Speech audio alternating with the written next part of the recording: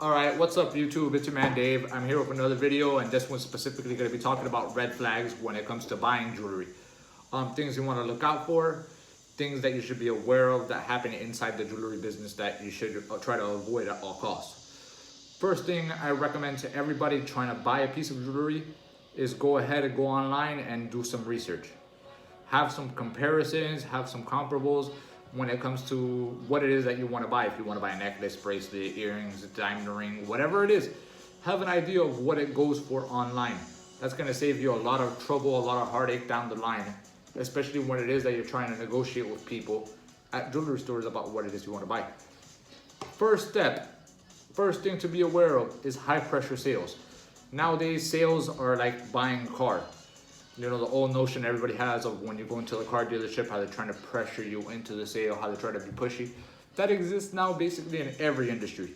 High pressure sales are all over the place, and they're trying to close you right then and there. You know, there is absolutely no shame in saying, no, I need more time to think about this. I want to go ahead and I want to be able to compare it to other things.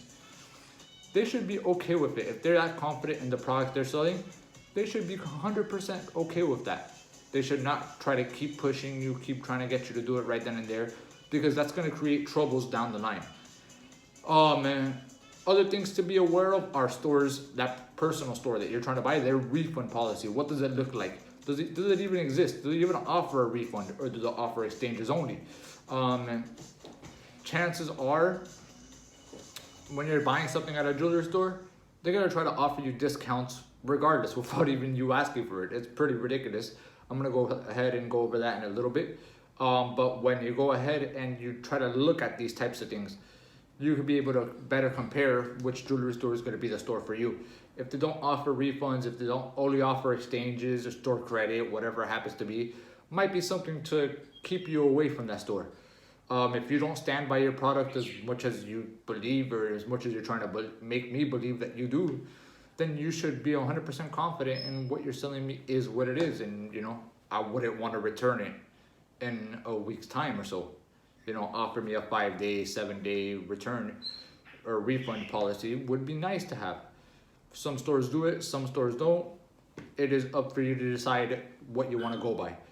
Next thing I want you to be aware of is, and this is obviously a big thing all across the jewelry industry now, it has been taking the waves for some years now, it is financing, especially financing without credit.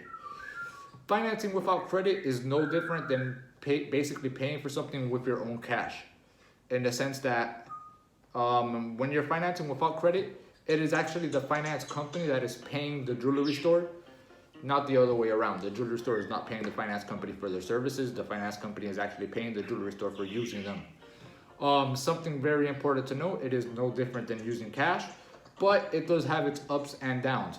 If you're able to pay it off usually within 3 months with companies such as American First Finance, Acima, or Progressive, you're going to be charged little to no interest, 5 to 10%. If you cannot do that, you're going to be charged an outrageous amount to begin with, usually in the ballpark of 140 to 150% yearly, which is going to basically equivalent to about 3 times what your item you bought paid for. If you bought something for $1,000 and you're financing it, if you financed it throughout the whole term, it's going to cost you about $3,000. Usually not worth it, especially if you include and you do the math that I showed you in my first video on your piece of jewelry to know what your piece of jewelry is already worth.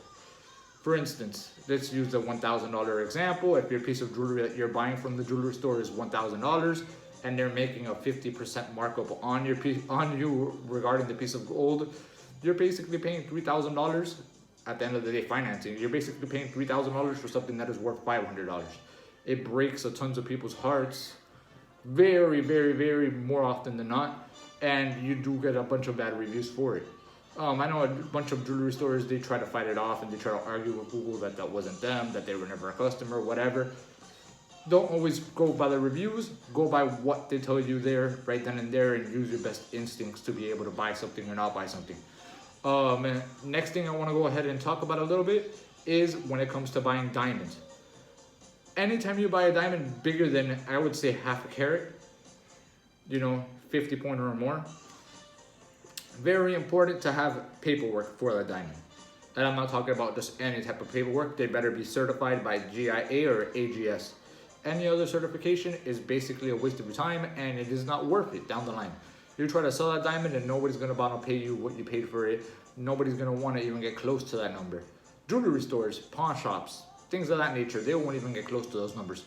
Those are the biggest rip-offs in general in the diamond industry, and specifically when you're trying to buy something of that nature. Don't spend big money on a diamond that is not properly certified. It is that simple. If you're buying a diamond and it is not certified from GIA, AGS, stay away.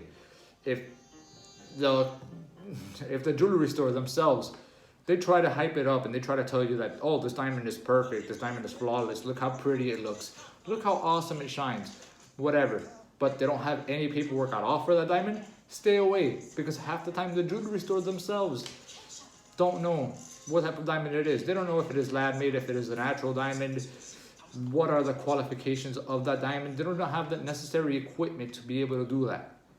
Most jewelers just have a 10x loop and that is it.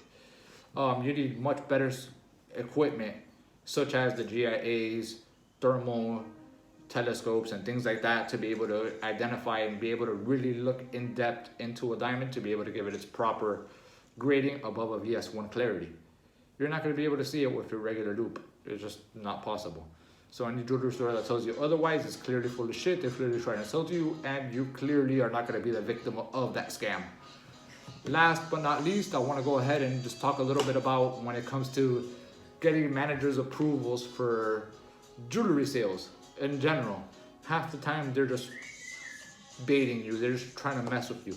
Oh, let me go talk to the boss. Let me go talk to the owner. Let me go talk to this to see if I could work them down a little bit. Keep in mind, if you've already followed my advice from the first video and you've already calculated how much gold is right now, you should have no problem being able to identify what it is that you're buying and how much money you're losing up front regardless of that. Them talking to the boss or them talking to the owner is not going to make a significant difference, and right off the bat you will notice that. When it is, for example, you know, the markups right now nowadays are so ridiculous up front that it doesn't take a mathematician to be able to notice how much money you're losing up front. Basically need the math skills of a 6-year-old. When it comes to being able to figure out, okay, this costs $10,000, but the manager talked me down to $5,000. Oh, so that's a big, huge discount. I mean, he's giving me a discount of 50%.